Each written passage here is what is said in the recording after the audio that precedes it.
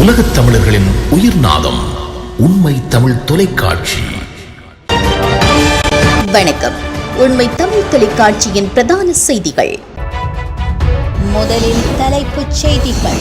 யாழ் மாநகர சபையின் புதிய மேயராக தெரிவு செய்யப்பட்ட பெண்மணி. இலங்கையில் பெயர் மாற்றப்பட்ட உப்பு.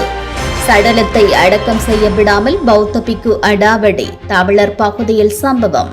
பல லட்சம் ரூபாய் பெறுமதியான ஆடுகளை களவாடிய திருடர்கள் சூட்சுமமாக கைது செய்து போலீசார்.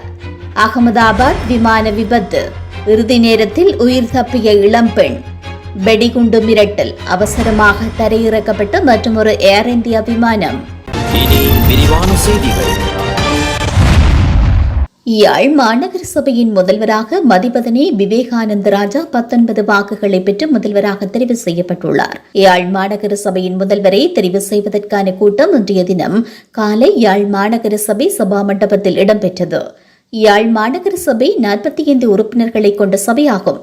இலங்கை தமிழரசு கட்சி 13 ஆசனங்களையும், அகில இலங்கை தமிழ் காங்கிரஸ் 12 ஆசனங்களையும், தேசிய மக்கள் சக்தி 10 ஆசனங்களையும், ஈழ மக்கள் ஜனநாயக கட்சி மற்றும் ஜனநாயக தமிழ் தேசிய கூட்டணி ஆகியவை தலா 4 ஆசனங்களையும், ஐக்கிய தேசிய கட்சி ஆகியன தலா 1 ஆசனங்களையும் பெற்றுள்ளனர். இலங்கை தமிழரசு கட்சியின் சார்பில் முதல்வர் பதவிக்கு விவேகானந்த ராஜா மதிவதனியின் பெயரையும், அகில இலங்கை தமிழ் காங்கிரசின் முதல்வர் பதவிக்கு கனகையா ஸ்ரீ கிருஷ்ணாவின் பெயரையும் பரிந்துரைத்தனர்.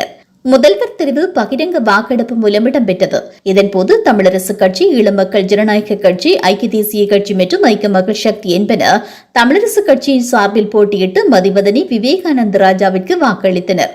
இதன் மூலம் 19 வாக்குகளை பெற்று முதல்வராக தெரிவாகியுள்ளார். இதேவேளை தேசிய மக்கள் சக்தியினர் நடுநிலை வகித்தமை குறிப்பிடத்தக்கது.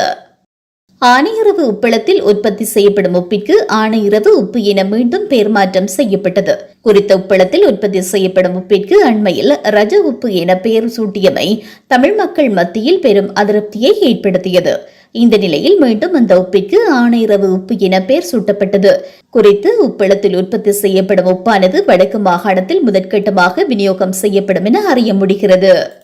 திருகோணமலை குச்சவெளி பிரதேச செயலாளர் பிரிவுக்குட்பட்டு புல்மோட்டை 2 பொன்மலைக்குடா பகுதியில் ஜனாசா நல்லடக்கத்திற்கு பௌத்த பிக்கு தடை விதித்தவையினால் அந்த பகுதியில் பதற்றமான சூழ்நிலை தோன்றியது. இந்த சம்பவம் இன்று காலை இடம்பெற்றுள்ளது. புல்மோட்டை போலீஸ் பிரிவுக்குட்பட்ட பொன்மலைக்குடா பகுதியில் இன்று காலை ஆணொருவர் சுகவீனமிட்டு மரணமாக இருந்த நிலையில் குறித்த ஜனாசாவை நல்லடக்கம் செய்வதற்கு மயானத்திற்காக ஒதுக்கப்பட்டுள்ள குறித்த காணியில் ஜனாசா நல்லடக்கம் இடம்பெறும் என அறிவிக்கப்பட்டது.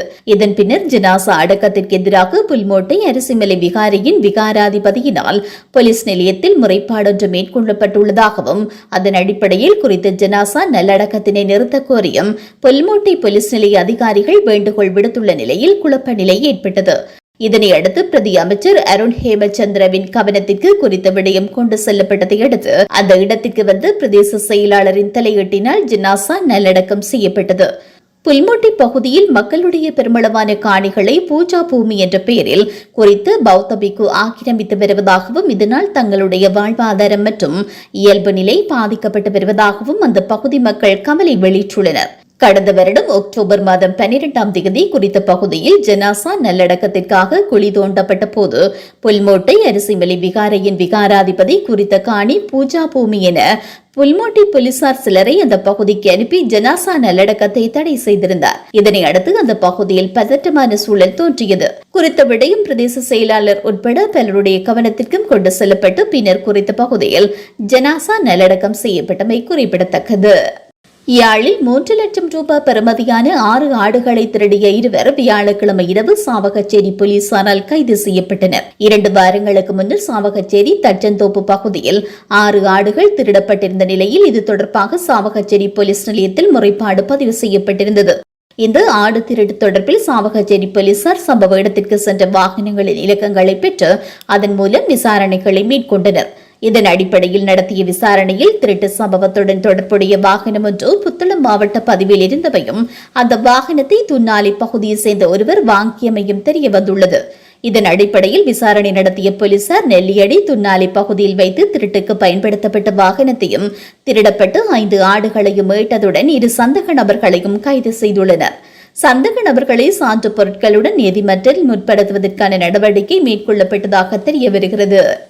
அகமதாபாத் விமான விபத்து சம்பவம் உலகையே அதிர்ச்சிக்குள்ளாக்கியுள்ள நிலையில் போக்குவரத்து நெரிசல் காரணமாக குறித்த விமானத்தை பெண்ணொருவர் தவறவிட்டுள்ளார். இது குறித்த தகவல்கள் இணையத்தில் அதிகம் கவனம் செலுத்தப்பட்டு வருகிறது. குஜராத்தின் அகமதாபாத் விமான நிலையத்திலிருந்து லண்டனுக்கு மதியம் 1:39க்கு 230 பயணிகள் 12 பணியாளர்களுடன் புறப்பட்ட ஏர் இந்தியா விமானம் புறப்பட்ட சில செகண்ட்களில் குடியிருப்பு பகுதிகளில் விழுந்து விபத்திற்குள்ளானது. இந்த நிலையில் ஒருவர் மட்டும் உயிர் பிழைத்திருந்தார். பூமி சவுகான் என்ற பெண் போக்குவரத்து நெரிசல் காரணமாக 10 நிமிடம் தாமதமாக வந்தமையினால் விமானத்தை தவறவிட்டுள்ளார். எனினும் அவர் செல்ல இருந்த விமானம்தான் பெரும் விபத்தில் சிக்கியுள்ளது. இதற்கு முன்னதாக விமானத்தை தவறவிட்ட ஏமாற்றத்திலிருந்து பூமி சவுகானுக்கு விமானம் விபத்தில் சிக்கிய சம்பவம் பெரும் அதிர்ச்சியை ஏற்படுத்தியுள்ளதாகவும் கூறப்பட்டுள்ளது.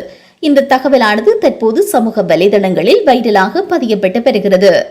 தாய்லாந்து பூகெட்டில் இருந்து டெல்லிக்கு சென்று கொண்டிருந்த ஏர் இந்தியா விமானம் ஒன்று வெடிகுண்டு மிரட்டல் காரணமாக அவசரமாக தரையிறக்கப்பட்டதாக சர்வதேச ஊடகங்கள் செய்தி வெளியிட்டுள்ளன. இந்த சம்பவம் இன்று இடம்பெற்றுள்ளது. அவசரகால புரோட்டோகால் படி பயணிகள் விமானத்தில் இருந்து வெளியேற்றப்பட்டதாக தாய்லாந்து விமான நிலைய அதிகாரி ஒருவர் குறிப்பிட்டுள்ளார். முதற்கட்ட தேடலுக்கு பிறகு சம்பந்தப்பட்ட ஏர் இந்தியா விமானத்தில் எந்தவித வெடிகுண்டும் இருப்பதையும் அதிகாரிகள் கண்டுபிடிக்கவில்லை என தெரிவிக்கப்பட்டுள்ளது. இந்த விமானத்தில் 156 பயணிகள் இருந்தனர் என்றும் விமானத்தின் உள்ளிருந்து வெடிகுண்டு மிரட்டல் வந்ததாகவும் அறிக்கையொன்றில் தெரிவிக்கப்பட்டுள்ளது. காலை 9:30 மணிக்கு பூகெட் விமான நிலையத்திலிருந்து இந்திய தலைநகர் டெல்லிக்கு விமானம் புறப்பட்ட நிலையில் அந்தமான் கடலை சுற்றி வந்த பின்னர் மீண்டும் தாய் தீவில் தரையிறங்கியதாக விமான கண்காணிப்பாளர் தெரிவித்துள்ளமை குறிப்பிடத்தக்கது. மீண்டும் தலைப்புச் செய்திகள். யாழ் மாநகர சபையின் புதிய மேயராக தெரிவு செய்யப்பட்ட பெண்மணி. இலங்கையில் பெயர் மாற்றப்பட்ட உப்பு. சடலத்தை அடக்கம் செய்ய விடாமல் பௌத்த பிக்கு அடாவடி. தமிழர் பகுதியில் சம்பவம்.